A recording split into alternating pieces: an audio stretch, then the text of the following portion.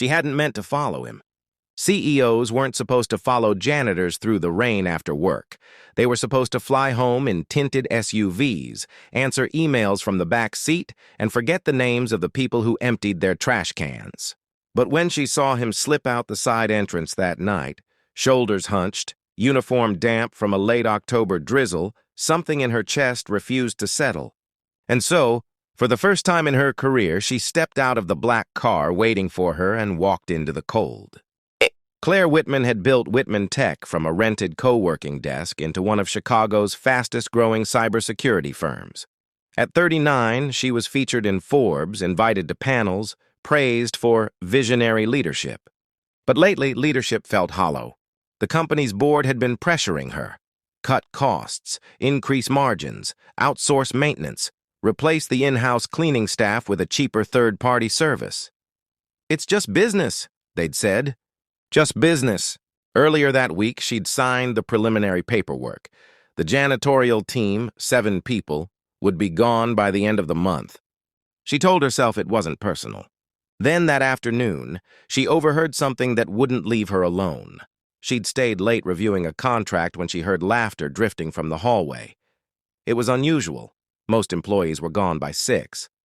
Curious, she stepped out and saw Marcus Hill, the quiet janitor who worked the evening shift, crouched near the break room door.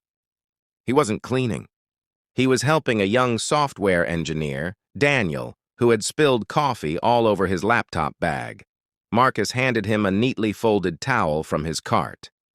"Don't worry about it," Marcus said gently. "Happens to the best of us. My little girl says coffee just likes to jump." Daniel laughed, embarrassed. "Thanks, man. I've had the worst week." Marcus nodded like he understood more than he let on. "It'll turn around. It always does." There was something in his voice, steady, warm, that made Claire pause. He wasn't just mopping floors. He was holding people together in small, invisible ways. She watched as Daniel walked away, smiling. That was when she noticed Marcus glance at his phone. His expression changed, tightened, but he quickly slipped it back into his pocket and returned to work. An hour later, she saw him leave through the side door instead of the main lobby. And now, here she was, trailing him down a dimly lit sidewalk, her heels clicking awkwardly against cracked concrete. "What am I doing?" she thought.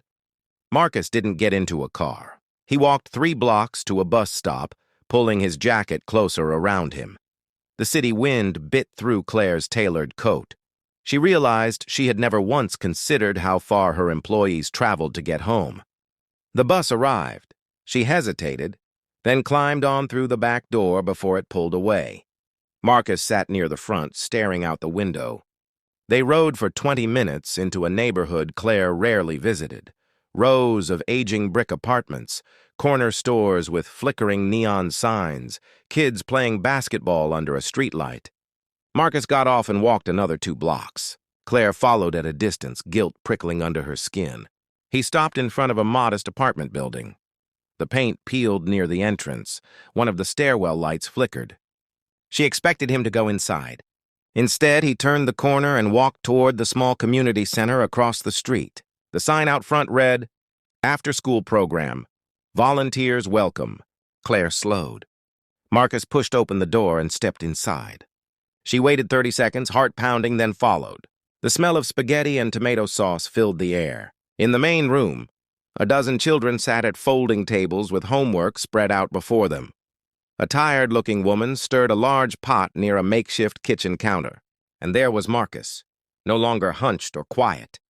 He was kneeling beside a boy struggling with a math worksheet. "Okay, buddy," Marcus said softly.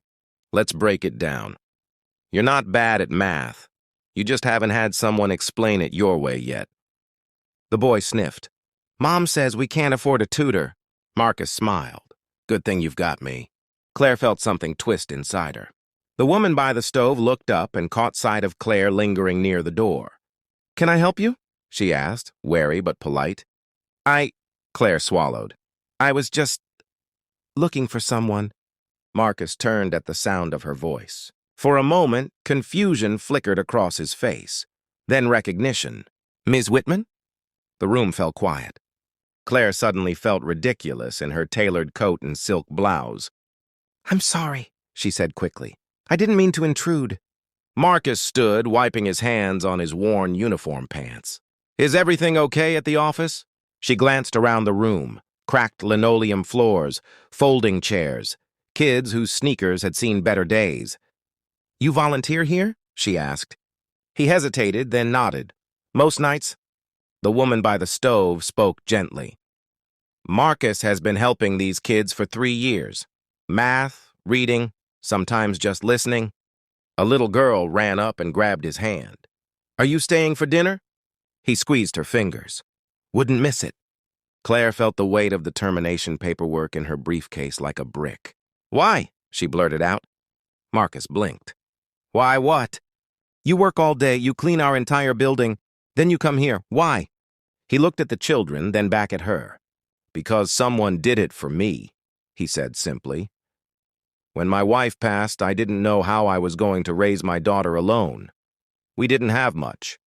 This place gave her somewhere safe to be after school. Gave me time to work 2 jobs. He smiled faintly. "Kindness kept us afloat." Claire's throat tightened. "You have a daughter?" 10 years old, Maya. His eyes softened. "She's at home finishing a science project. I'll bring her leftovers." Claire remembered the phone he'd checked earlier. The tightness in his expression. "I saw you look at your phone today," she said quietly. "Is everything okay?" He hesitated. Then he sighed. "She needs braces. The insurance only covers part of it. I've been picking up extra shifts." He shrugged as if it were nothing. "We'll figure it out." "We'll figure it out." The words echoed in her mind. The board wanted to cut costs, replace the janitorial team, save a few $100,000 a year, pocket change compared to the bonuses executives would collect. And here stood a man who gave his evenings to children who weren't his own. Claire stepped outside, the cool air shocking against her flushed skin. She leaned against the brick wall and let the truth settle in. She had spent years talking about company culture, about family, about community. But she had almost signed away the livelihoods of people like Marcus without ever knowing who they were beyond payroll numbers. A few minutes later, Marcus stepped outside. "You didn't have to follow me," he said gently. There was no anger in his voice, only concern. "I know," she admitted. "I'm sorry." He shrugged. "It's okay."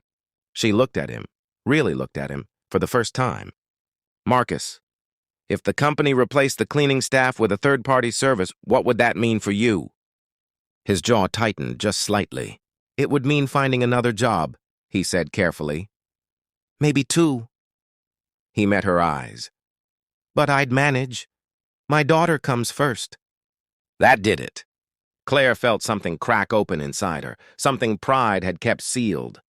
"I almost signed the contract," she confessed. "Today." He didn't speak. "I told myself it was just business," she continued. "But I was wrong." The streetlight above them flickered on. "You're not just a line item on a budget," she said, her voice unsteady. "You're the kind of person every company should be proud to have." Marcus looked stunned. The next morning, Claire called an emergency board meeting.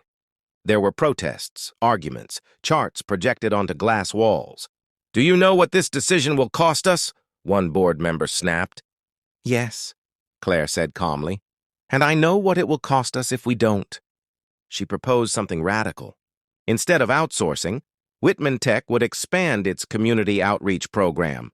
They would partner with local centers, like the one Marcus volunteered at, offer paid volunteer hours for employees, increase wages for support staff. "It's not charity," she said firmly. "It's investment, in people." There was silence. Then, slowly, resistance softened. 3 weeks later, Marcus was called into Claire's office. He stood awkwardly near the door, clearly uncomfortable on the plush carpet. "I hope I didn't mess anything up," he said. Claire smiled. "You didn't," she assured him. "In fact, you changed everything." She handed him an envelope. Inside was a letter. Whitman Tech would not be outsourcing. Effective immediately, all janitorial staff would receive a raise and full health care benefits, and Marcus was being offered a new role: Community Engagement Coordinator, working directly with local youth programs, with a salary that meant Maya's braces were no longer a question mark. He stared at the paper, eyes glassy. I don't have a degree, he whispered. You have something better, Claire said softly. You have heart. His voice broke. Thank you. She shook her head. No, she replied. Thank you for reminding me why this company exists in the first place. That evening, Marcus brought Maya to the office to see where he worked. Claire watched from her glass-walled office as father and daughter stood in the lobby. Maya's eyes were wide with pride. You're important here, she told him. Marcus laughed, embarrassed. But Claire knew it was true. Weeks later, employees began volunteering at the community center. Productivity rose, turnover dropped, the company culture shifted from polished to purposeful. And every time Claire saw Marcus walking the halls, no longer invisible, she remembered the night she stepped out of her car and into the rain.